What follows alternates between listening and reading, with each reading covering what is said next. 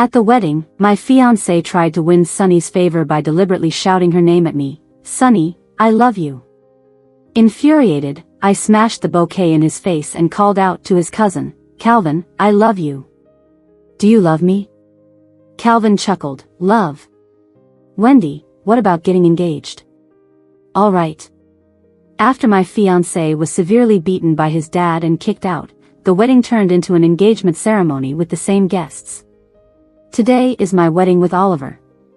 The MC on stage passionately asked, at this moment, "Groom, what do you want to say to the bride?" "I love you, Sunny," Oliver said, causing me to freeze. "My name is Wendy. Sunny, my half-sister who just reunited with my dad recently." Silence fell over the crowd. My parents, his parents, all looked extremely displeased. Some guests stared in disbelief, some whispered to each other, and some couldn't help but giggle. Oliver then shouted into the microphone, "Sunny, I love you." His groomsman, his cousin Calvin, stifled a laugh behind him. Furious, I viciously smashed the bouquet on Oliver's head, making him correct himself. I shouted the wrong name. "It should be Wendy, I love you." "Wendy," I sarcastically remarked. "Sunny, Wendy, can't you tell them apart?"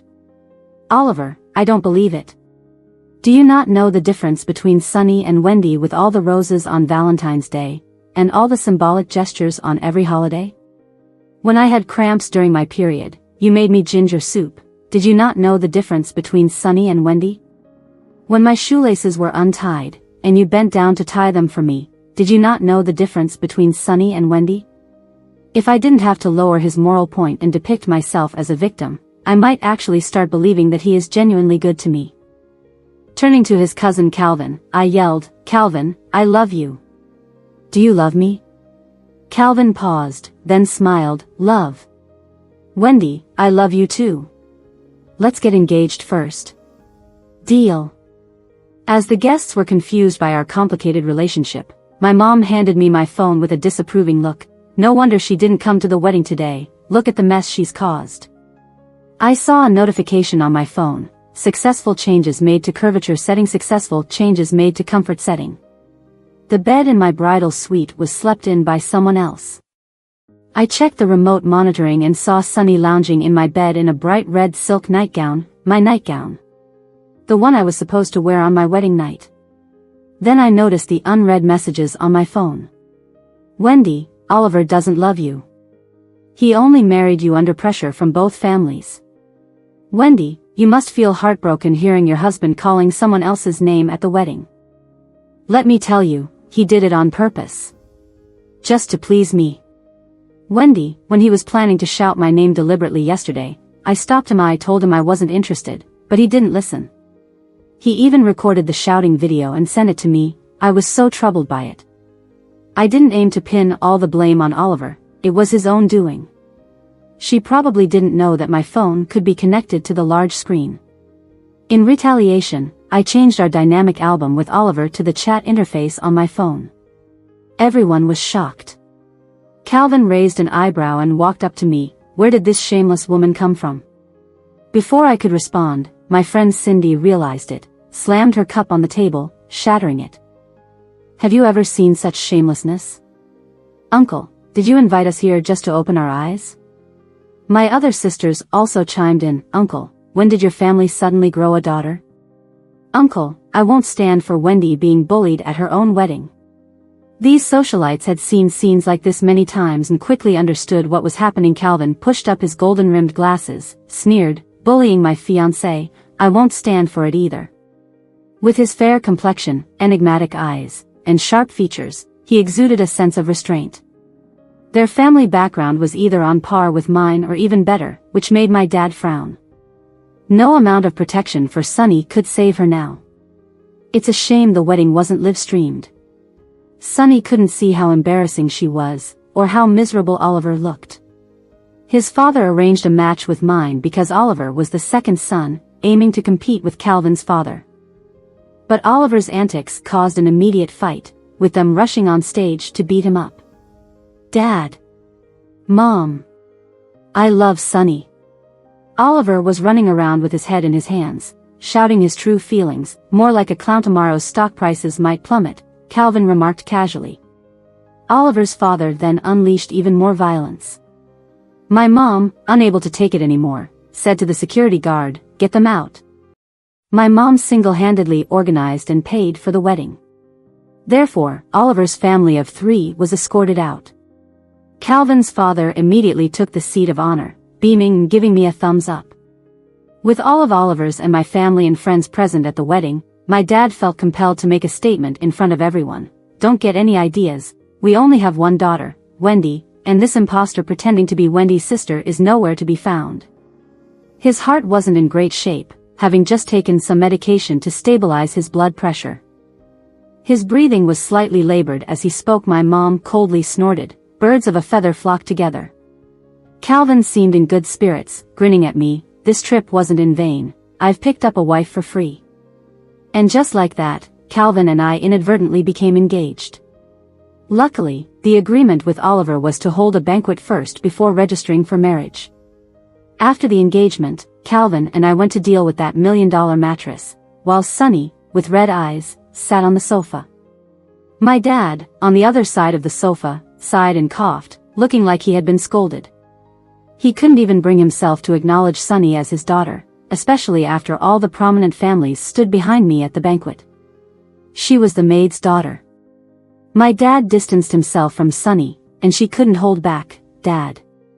Who do you think you are?" My dad shot her a fierce look, making Sonny tremble. I asked Sonny teasingly, "Sonny, feeling provoked? Your own dad won't even admit you." My mom came down from the second floor, coldly remarking, "What? Aren't you the maid's daughter? Your shameful actions today have brought disgrace to our family. Do you even realize how much the company will lose tomorrow?" My mom scolded sternly. "I am sorry, Auntie.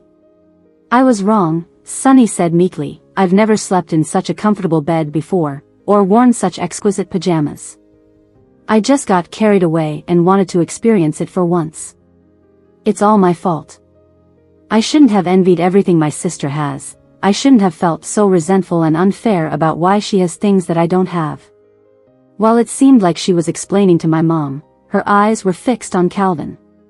She walked over to Calvin, tugging at his sleeve and shaking it. "Calvin, don't you understand me yet? Calvin, do you remember flying kites and watching the sunset together when we were studying abroad?" Oliver called the wrong person. I really didn't force him. I don't like him at all. You know who I'm interested in, don't you?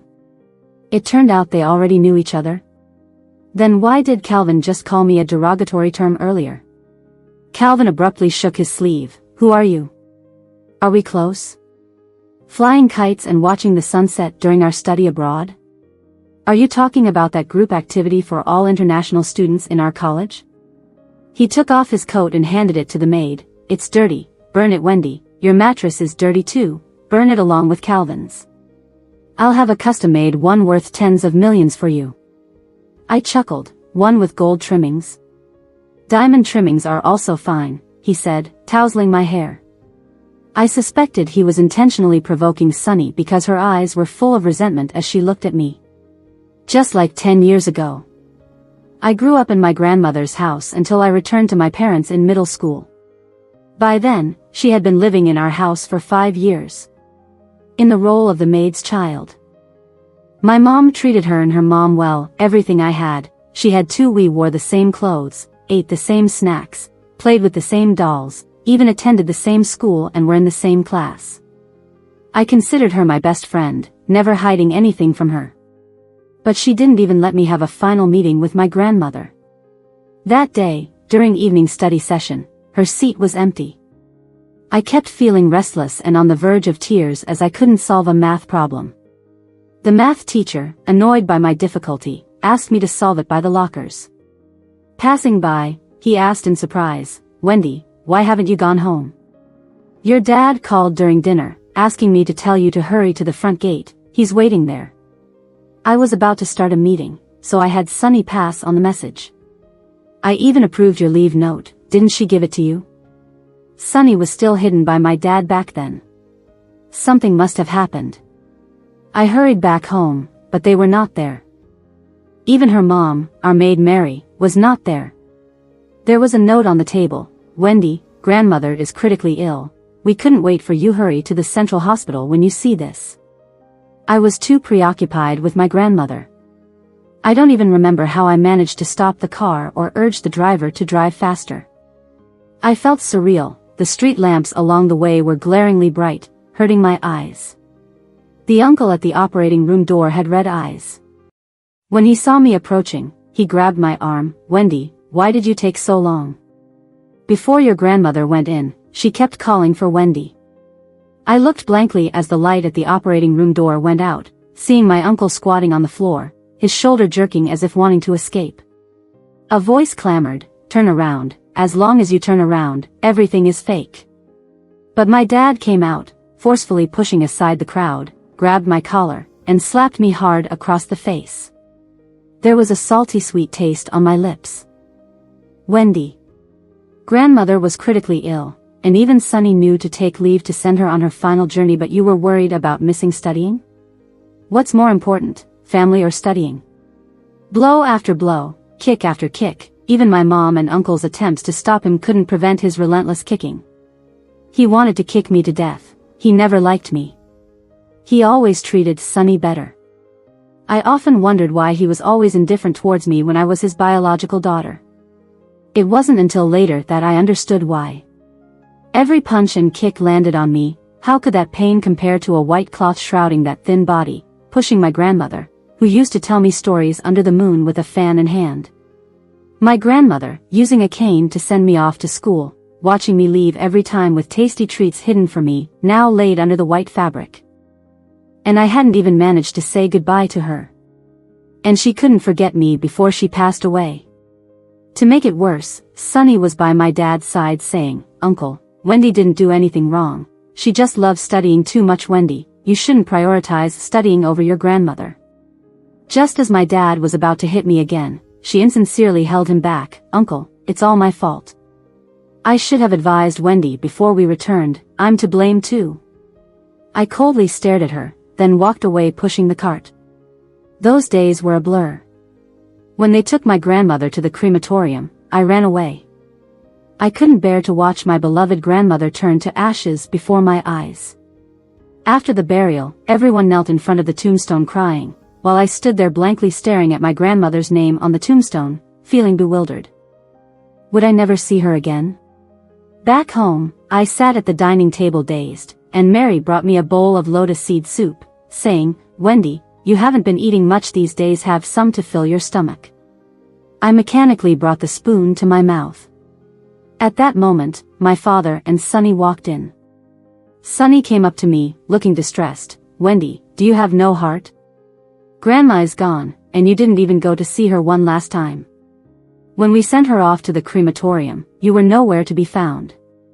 Everyone was grieving at the cemetery. Are you not sad at all? And here you are, able to eat? Wendy, Grandma was so good to you. She called out your name before she passed away. I dream of having a grandmother like her, but you don't even appreciate it. My father suddenly grabbed the bowl from my hands and angrily slammed it on the floor. All you know is to eat. Has your conscience been eaten by dogs? The broken pieces flew, cutting a blood mark on my face. I suddenly lunged towards Sunny, grabbing her hair with my left hand and fiercely slapping her face with my right, 1 for not telling the teacher. 2 for sowing discord. 3 for me. Father was clearly taken aback by my sudden act of violence. As they pulled me away, I saw Sunny's swollen half face and bloodstains at the corner of her mouth, staring at me with resentment.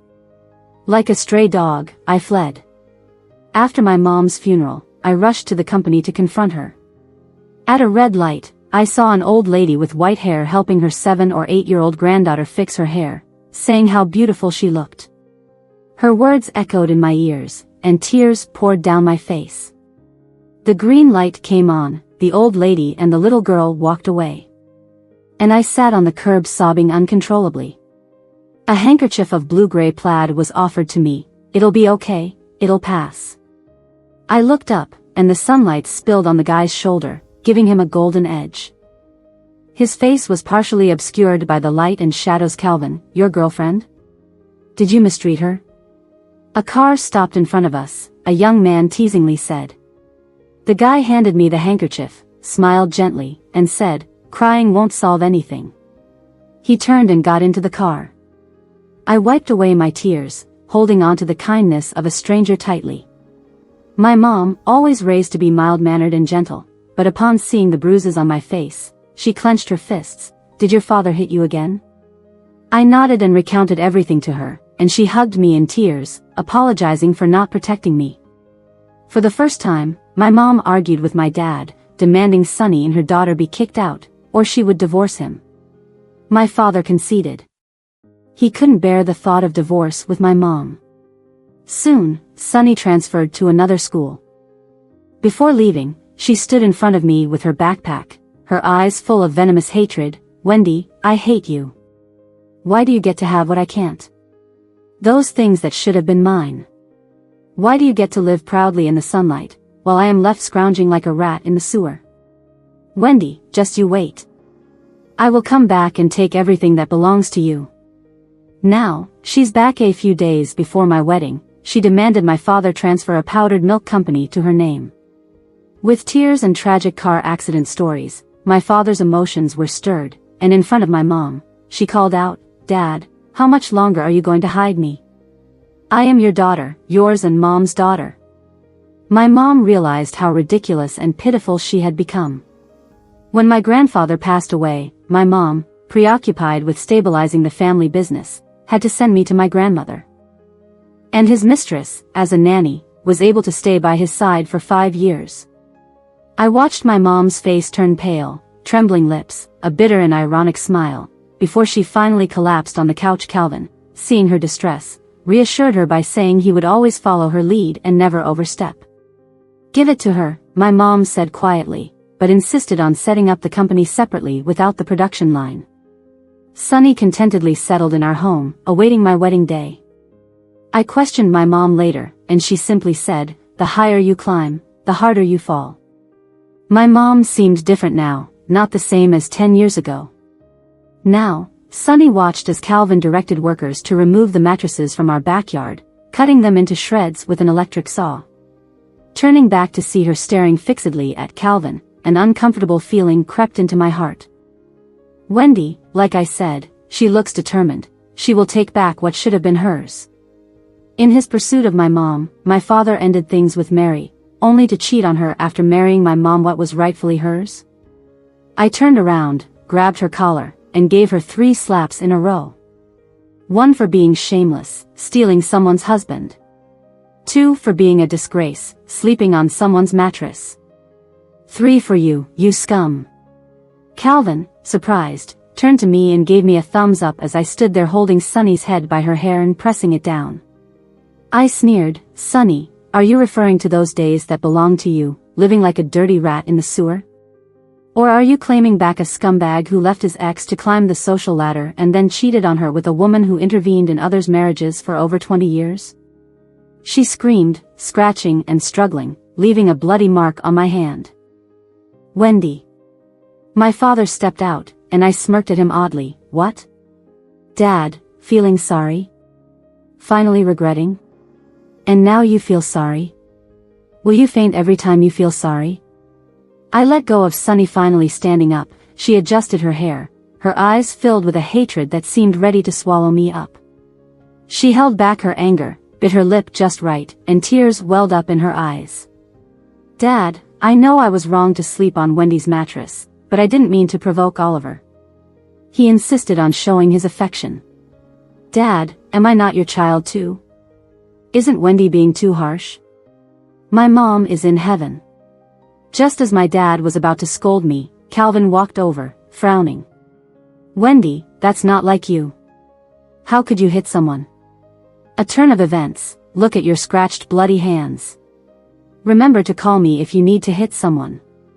I'll do it for you.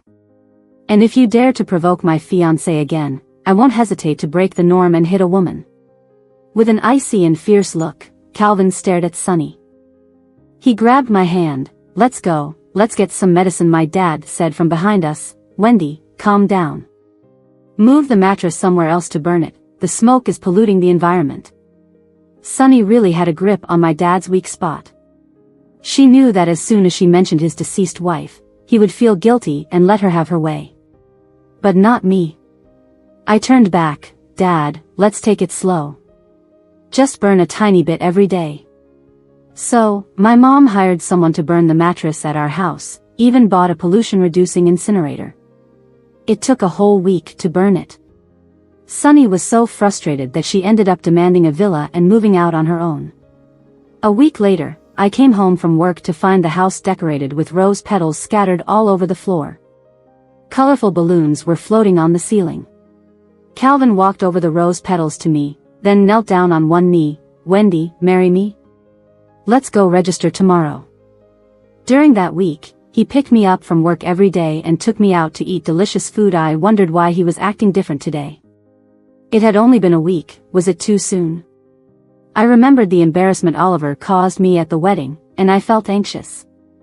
A marriage brought together for the interests of two families couldn't withstand Sunny's appearance in just 5 days. How about giving you a month to observe closely? Calvin handed me the ring box. That motion seemed strangely familiar. As I hesitated, my mom put the ring box in my pocket. Wendy, Mom thinks Calvin is more reliable than Oliver. That night, my mom packed up my belongings, claiming that it would be closer to my workplace, and forcibly kicked me out of the house. I had to stay in the company dormitory. Calvin carried my suitcase to the dorm entrance and smiled, saying, "Take care from now on, we are neighbors." You? This is my company's dormitory, how could he move in? The next day, he showed up at the company. My mom smiled, "Let me introduce you, this is our company's vice president, Calvin. All financial and personnel decisions will be handed over to Calvin." Calvin, instead of staying at his own company, was now in mine handling finances. After the meeting, I immediately went to my mom with my suspicions. My mom chuckled. I invited him to play a role. Watch how she cunningly smiles, as if fully understanding the consequences. I finally realized she was no longer the naive in-love mom from 10 years ago. A month went by quickly, and Calvin and I dated frequently. He was open with me, even handing me his phone to keep. He would kneel down to tie my shoelaces when they came undone on holidays. He would always surprise me with various gifts. All the things I scolded Oliver for forgetting at the wedding, Calvin had done them all within a month. But those scoldings were just my own imagination. My mom was pleased with this prospective son-in-law, and so was I. So, after the 1-month probation, we secretly went to register our marriage. I no longer had to stay in the dormitory, instead smoothly moving into Calvin's place. The only downside was that Calvin didn't seem to be a man. After dating for just over a month, he was always polite and courteous, never making any moves. Now, a week into the marriage, he would work late into the night every night, with no other thoughts. I suspected he might be gay. I was jumping from one pit to another. I messaged my best friend. Today, our company held its annual meeting. My mom and Calvin decided to invite various media, wanting to publicize the event.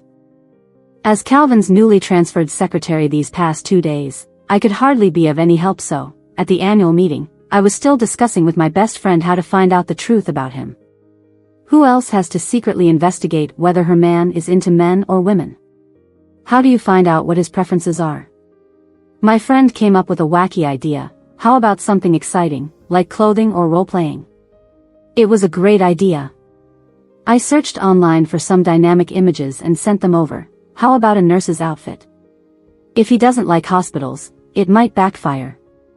I thought about it and picked a maid outfit. Would dressing as a maid charm you? Just as I was about to share it, Sunny came over. Wendy, do you know why I'm here today? Her makeup today was meticulously done, with shiny rhinestones on her eyelids. Such dazzle nearly blinded me. I looked at her smug expression and replied calmly, I have no idea. Her company had completely separated from our group. Having no more dealings with us, she held her head high like a victorious rooster. Calvin invited me here. I tensed up, ready for battle. He said that he doesn't actually like you at all. He only married into your family for the sake of his own family's business. The person he likes is me. My hand trembled, and the edited message slipped out. Is that so? I hadn't finished when someone exclaimed, "Breaking news." I turned to see the big screen displaying the message. Would dressing as a maid charm you?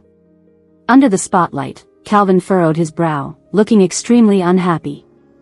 Sorry, forgot to exit the phone app, accidentally clicked it. He said while the screen showed a line of text, where did this cheap person come from, get lost. Then, everyone watched as he blocked me. He calmly exited the chat interface. If his ears weren't turning slightly red, would have doubted if he was affected at all. Calvin continued confidently talking on stage about next year's development plans, but Sunny's expression changed. She opened her phone in surprise, looked at the chat box in confusion, then glanced at me after confirming multiple times.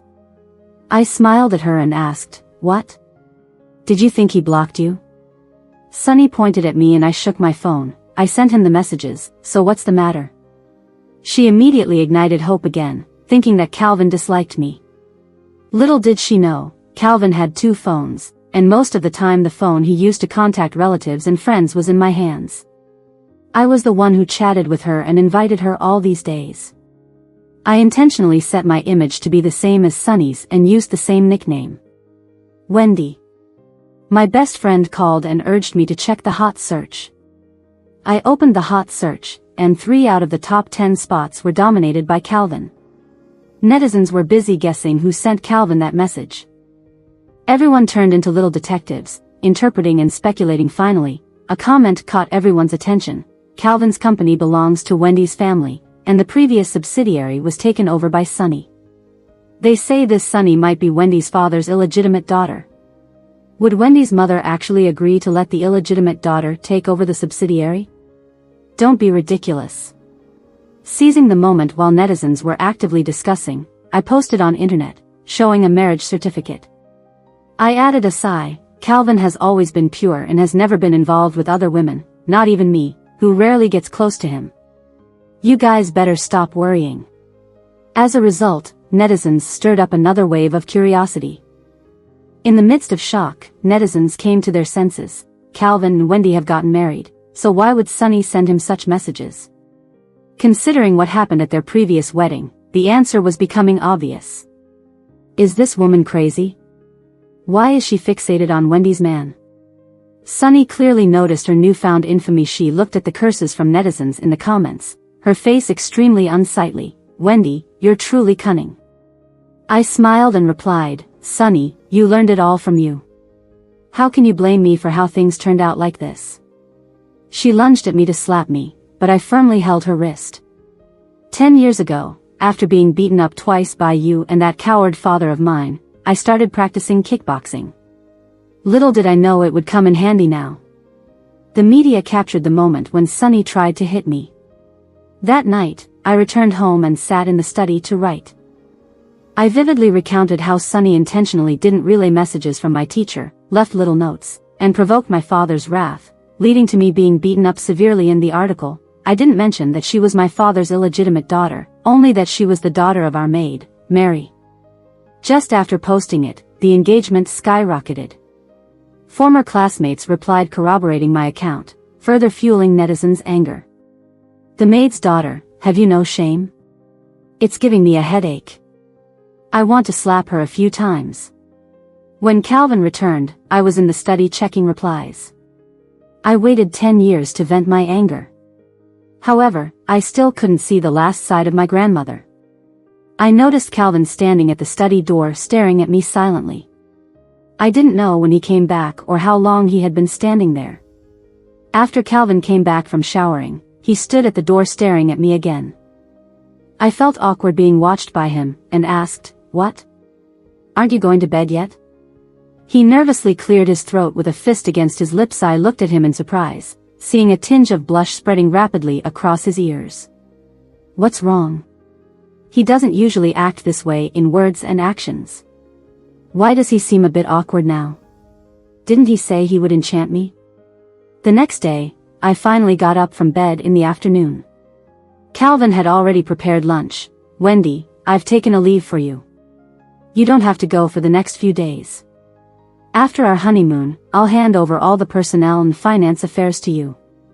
That night, another big news broke. The infant formula company with Sunny as the legal representative was in trouble. Expired milk powder was rebranded with new production dates to be put back on shelves. Young parents couldn't bear any harm to their children and gathered in front of Sunny's villa with banners, protesting and cursing. I heard some even threw rocks, rotten vegetables, and stinking eggs inside. To make matters worse, 2 days later, they threw toads and snakes in. The official announcement refuted the claims, stating that all operations of the milk powder company were standard, and there was no tampering with the dates. But by then, Sunny had already gone mad. I wore a mask and a hat, standing in the crowd watching her with her hair loose, the pale yellow dress stained. She screamed in horror as she was being assisted by the hospital staff at the psychiatric hospital. "No. No. Not me." Sunny was thus sent to the psychiatric hospital. My dad's heart has been bad these days. He was already taken to the intensive care unit. My mom called, "Wendy, hurry over, your dad might not make it." I rushed to the hospital. My dad was already in shock. "Mom, how is Dad doing?" I asked. The doctor said there was little hope. My mom lowered her head, looking at her fingertips for a long time, then suddenly raised her head, gave me a sinister smile and said, "Wendy, do you think I shouldn't have told him about Sunny going crazy?" I was shocked. "Mom, about the milk powder incident?" My mom chuckled, her eyes reddening. "Cheating on my feelings, hitting my daughter, almost taking away my property, can I endure that? I didn't do anything, just let a little rumor out." At this moment, I deeply realized that my mother, a woman who had been navigating the business world for 10 years, how could she still have that old love mindset? "But, Wendy, I am really sorry for you," she said, hugging me and crying. She cried sadly. 10 years ago I let you down, 10 years later I still let you down. Your dad chose Oliver, and I have always disagreed." Just then, Sunny came back. At that time, I still didn't understand what my mom meant. It wasn't until a few days later that Oliver came to me in despair. "Wendy, please persuade my brother. Let him give me and my dad a way out." It turned out that Calvin had given the evidence of Oliver and his father's false accounts to the police. "Wendy, I originally loved you. If it weren't for Sunny seducing me, if your mom hadn't asked me to pick you up that day, I wouldn't have made a mistake. I thought it was you sleeping there." I felt nauseous. It was only at this point that I finally understood what my mom meant by apologizing to me. However, I still forgave her. For the sake of her choice of husband for me. Calvin was really good to me. After my dad passed away, he took care of the funeral arrangements entirely, giving my dad a decent burial. When I went back to pack up my dad's old things, I found a phone from 10 years ago. I managed to get a tech team to charge it and turn it on, and surprisingly, I could still see old text messages. I clicked in and saw the last few messages. "When are you getting a divorce? Your place should be mine. If you can't bear to part with those assets, just kill her, okay?" "Why? Are you unwilling to kill her? Have you really fallen in love with her?" "I will retaliate. Retaliate against your whole family. Every one of them will have a bad ending. Your wife, your daughter, your mother." I gripped the phone, trembling all over. Why did my grandma, who had always been in good health, suddenly fall seriously ill and pass away so quickly? How did Mary and Sunny afford to live abroad? My dad never hit me. Was it because he knew something that couldn't be revealed and used me as a punching bag? Calvin saw that I didn't look well and came over to hug me. "Wendy, what's wrong with you?" I closed my eyes, feeling tired. "Maybe, I have discovered the truth," I said. "Wendy, how do you have this handkerchief?" He picked up a square gray plaid handkerchief that had a C embroidered on it, diverting my attention. "Look, this is mine." I looked at him in amazement. "This is yours?" I hugged his waist tightly, feeling a sense of relief as if I had survived a disaster, and burst into tears. "Thank you, Calvin, thank you for giving me hope 10 years ago. Thank you for being willing to save me from the fire 10 years later." Calvin patted my hair. "Thank you for saying you love me at the wedding.